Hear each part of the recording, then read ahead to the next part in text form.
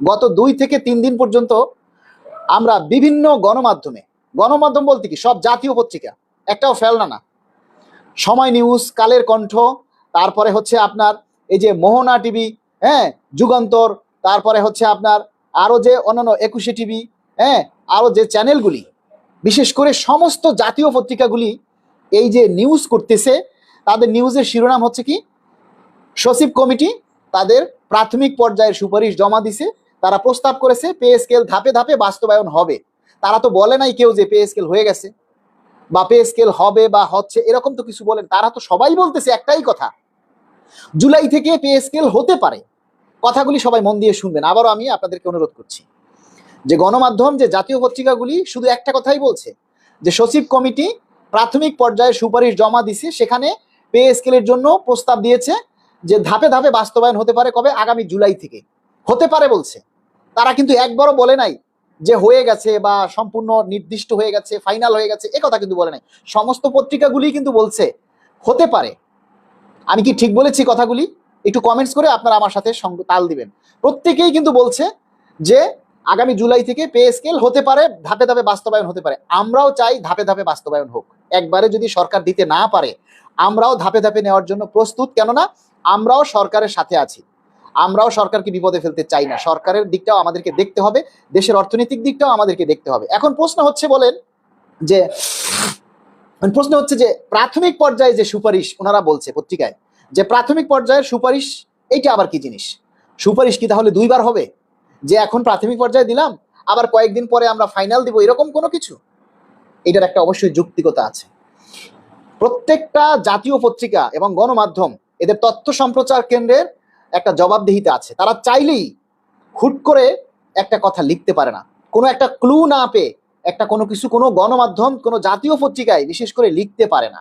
হ্যাঁ, এটা হয় যে তারা এটুকু হলে এতখানি বাড়াইয়ে লিখতে পারে, কিন্তু কেউ কিন্তু বলে না যে হয়ে গেছে, সবাই বলছে হতে পারে। এখন আমার প্রশ্ন হচ্ছে, দেখেন, যা প্রাথমিক পর্যায়ে সুপারিশ বলতে এইটাই আমরা জানতে পেরেছি যে আগামী মাসেই বাজেট, সবকিছু হয়ে যাচ্ছে। তাহলে বাজেটটা তো এখনই নির্ধারণ করতে হবে যে কত টাকা লাগবে। অর্থ মন্ত্রণালয় থেকে হয়তো সচিব কমিটির কাছে এরকমের একটা প্রস্তাবনা গেছে যে আপনারা একটা ধারণা দিন যে পে স্কেল বাস্তবায়ন করতে গেলে আসলে কত টাকা লাগতে পারে। দেন ওইটার বিপরীতেই সচিব পর্যায়ে সচিব কমিটি থেকে হয়তো এরকমের একটা ধারণা দিয়েছে যে পে স্কেল বাস্তবায়ন করতে গেলে বা যদি ধাপে ধাপেও বাস্তবায়ন করা যায়, করতে হয়, তাহলে হয়তো এত টাকা বাজেট লাগবে।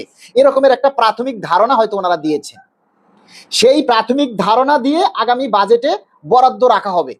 এখন সেটাকে গণমাধ্যম কর্মীরা ধরে নিয়েছে যে প্রাথমিক পর্যায়ের সুপারিশ, প্রাথমিক পর্যায়ের প্রস্তাব সচিব কমিটি জমা দিয়েছেন।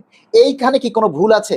আমরাও অর্থ মন্ত্রণালয়ের বিভিন্ন মাধ্যমে আমরা খোঁজ খবর নিয়ে জানতে পেরেছি বিষয়টা আসলে এটাই, যে তারা প্রাথমিক একটা ধারণা দিয়েছে যে আগামী বাজেটে এত টাকা বরাদ্দ রাখলে হয়তো পে স্কেলটা শুধু বেসিকটা দেয়া যাবে। এখন আমার প্রশ্ন হচ্ছে আপনাদের কাছে, যে সচিব কমিটি সুপারিশ দিল কি দিল না, তাতে আমাদের কি যায় আসে? আমরা কি সচিব কমিটির সুপারিশ চাই, নাকি আমরা পে স্কেলের প্রজ্ঞাপন চাই? বলেন আপনারা। একটা পে স্কেল বাস্তবায়ন করতে গেলে প্রথমে পে কমিশন গঠন করা দরকার, পে কমিশনের একটা প্রস্তাব দেওয়া দরকার, সেই প্রস্তাবকে যাচাই বাছাই করার জন্য সচিব কমিটির একটা প্রস্তাব দরকার। সচিব কমিটির প্রস্তাবের উপরে অর্থ মন্ত্রণালয়ে বরাদ্দ রাখবে, বাজেট রাখবে, সেই বাজেটের উপরে ভিত্তি করে পরবর্তীতে আবার গেজেট প্রণয়ন হবে। এই 5টা ধাপ। তো 5টা ধাপের মধ্যে কমিশন গঠন হয়েছে, পে কমিশন প্রস্তাব দিছে, সচিব কমিটির পর্যালোচনা চলতেছে, তারা যাচাই বাছাই করবে। কিন্তু বাজেট অধিবেশন তো 11ই জুন, মে মাসের শেষের দিকে বাজেট নির্ধারণ হয়ে যাবে। তো এখন সচিব পর্যায় থেকে যদি ধারণাটা না দেয়, তাহলে তারা কত টাকা বরাদ্দ রাখবে সেটা সিদ্ধান্ত নিতে হবে না? এখন ধরেন আমরা যে কর্মচারী, সাধারণ কর্মচারী, আমাদের আসলে দায়িত্বটা কি, আমাদের কাজটা কি বলেন তো? আমরা যারা পে স্কেল প্রত্যাশী 22 লাখ কর্মচারীরা, আমাদের কাজ কি? সচিব কমিটি সুপারিশ কি দিল না, তাতে আমাদের কি যায় আসে? সচিব পর্যায়ের কাজ সচিব পর্যায়ের কমিটিরা করতেছে, সরকারের কাজ সরকার করতেছে, অর্থ মন্ত্রণালয়ের কাজ অর্থ মন্ত্রণালয় করতেছে। কিন্তু আমরা কর্মচারীরা আমরা কি করতেছি? আমাদের দায়িত্ব কি? আচ্ছা, ধরেন সচিব কমিটি সুপারিশ দিল না, তাহলে আমাদের কি করণীয় আছে? আমরা কি আমাদের দাবি বন্ধ করে দিব? আবার ধরেন সচিব কমিটি সুপারিশ দিয়ে দিল, সচিব কমিটি সুপারিশ দিয়ে দিলেই কি পে স্কেল হয়ে গেল? তাহলে কি আর আমাদের কোনো কাজ নাই? আচ্ছা, সচিব কমিটি যদি সুপারিশ জমা দেয়, তাহলে এটা আমাদের জন্য খুশির খবর না যে সচিব কমিটি তাদের সুপারিশ জমা দিছে? তখন কি আমরা আলহামদুলিল্লাহ বলতে পারি না? তা আলহামদুলিল্লাহ বললে কি এখানে অপরাধ? বলেন আপনারা। একটা কাজ, একটা ধাপ যখন আপনি আগান, তো একটা ধাপ যখন কমপ্লিট হয়, তখন কি আমরা আলহামদুলিল্লাহ আল্লাহ শুকরিয়া আদায় করতে পারি না? তাতে অসুবিধাটা কোথায়? কিন্তু কিছু নাফরমান, কিছু মুনাফিক বলে আপনি পে স্কেল না পেয়ে আলহামদুলিল্লাহ কেন বলবেন? গেজেট হাতে না পাইয়া কেন আলহামদুলিল্লাহ বলবেন? এটা আলহামদুলিল্লাহ বলার জন্য গেজেট হাতে পেতে হবে? এটা কোনো কথা? এটা কোনো মুসলমানের কথা হতে পারে? বলেন। সচিব কমিটি যদি সুপারিশ না দেয় আর অর্থ মন্ত্রণালয় যদি বাজেট রাখে, বরাদ্দ রাখে, তাহলে কেমন হয়? তো সচিব কমিটির সুপারিশের উপরে নির্ধারণ করবে কত টাকা লাগবে। সচিব কমিটির সুপারিশ মানে কি? সচিব কমিটি পে কমিশনের সুপারিশটাকে যাচাই বাছাই করবে যে পে স্কেলটা যে দিবে, এই পে স্কেলটা দিতে গেলে কত টাকা বরাদ্দ লাগবে। যেমন সর্বনিম্ন স্কেল 20,000 টাকা, সর্বোচ্চ স্কেল 1,60,000 টাকা যে নির্ধারণ করছে, এটার জন্য আসলে কত টাকা লাগবে। এখন যদি শুধু বেসিকটা দিতে যায় তাহলে কত টাকা লাগতে পারে, টিফিন ভাতা বাড়ালে সেটার জন্য কত লাগতে পারে, চিকিৎসার জন্য কত লাগতে পারে, হাউজিং অ্যালাউন্সের জন্য কতটা লাগতে পারে, এই প্রত্যেকটা জিনিসের জন্য অ্যানালাইসিসের দরকার। যে এত লক্ষ 22 লক্ষ কর্মচারীর এদের এত টাকা কি, এই জিনিসটা কি 1-2 দিনে হয়ে যায়? তো সচিব কমিটি প্রাথমিক পর্যায়ে একটা ধারণা হয়তো তারা দিতে পারে যে এত টাকা বরাদ্দ আপনারা রাখেন, তাহলে প্রাথমিক পর্যায়ে বেসিকটা দেওয়া যাবে, সেটাই হয়তো হতে পারে। তা আমরা এই সুপারিশ নিয়ে যে এত নাচানাচি, এ গণমাধ্যম কর্মী এই কথা কোথায় পাইলো? সুপারিশ তো দেয় নাই। হ্যাঁ, সুপারিশ দিলে কই, চিঠি কই? সচিব কমিটি তো কোনো চিঠি দেয় নাই। সচিব কমিটি কি তোর বাপের কাছে চিঠি দিব? সচিব কমিটি কি তোর বাপের কাছে চিঠি দিব?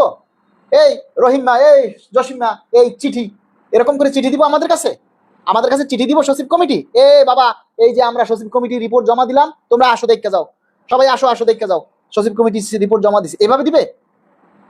এভাবে দিবে বলেন? হ্যাঁ, আমরা গণমাধ্যম কর্মী, জাতীয় পত্রিকা, নিশ্চয়ই তারা কোনো সোর্স পেয়েছে, তারা কোনো ক্লু পেয়েছে, সেজন্য তারা হয়তো লিখেছে। আরে বাবা, বাদ দিলাম আমরা গণকর্মীদের কথা, পত্রিকার কথা বাদ দেন। পত্রিকায় মিথ্যা কথা লিখতেছে, পত্রিকায় ভুল লিখতেছে, আপনার দায়িত্ব কি? এখন এই পত্রিকার লেখা নিয়ে অ্যানালাইসিস করা নাকি আপনার দাবি তুলে ধরা? আমরা কি চাই? পত্রিকায় কি লিখলো কি লিখলো না, এটা তো আমাদের দেখার বিষয় না, এটা নিয়ে আমাদের চিন্তা করার তো কোনো দরকার নেই। পত্রিকায় লিখলো সুপারিশ জমা দিছে, হয় দিছে। পত্রিকায় লিখলো না সুপারিশ জমা দেয় নাই, হয় দেয় নাই। তো সমস্যা কি? তাই কি আমরা দাবি করব না? আমরা কি পে স্কেলের দাবি করব না? আমাদের দায়িত্ব, আমাদের কাজ কি আমরা করব না? ওরে ভাই, এই যে সরকার ক্ষমতায় আসার পর, এই বিএনপি সরকার ক্ষমতায় আসার পর পে স্কেল নিয়ে কোন সংগঠনকে আপনারা মাঠে দেখলেন? এই যে 200 সংগঠন পে স্কেলের মত বিনিময় সভায় অন্তর্বর্তী সরকারের সময় অংশগ্রহণ করছে, সেই সংগঠনগুলি কই? সব ভুইফে সংগঠন, কোথায় তারা? আজকে তাদের কোনো কার্যক্রম নাই। আবার আরেকটা সংগঠন দেখেন, দাবি আদায় ঐক্য পরিষদ, আজকে কথাটা না বলেই পারছি না।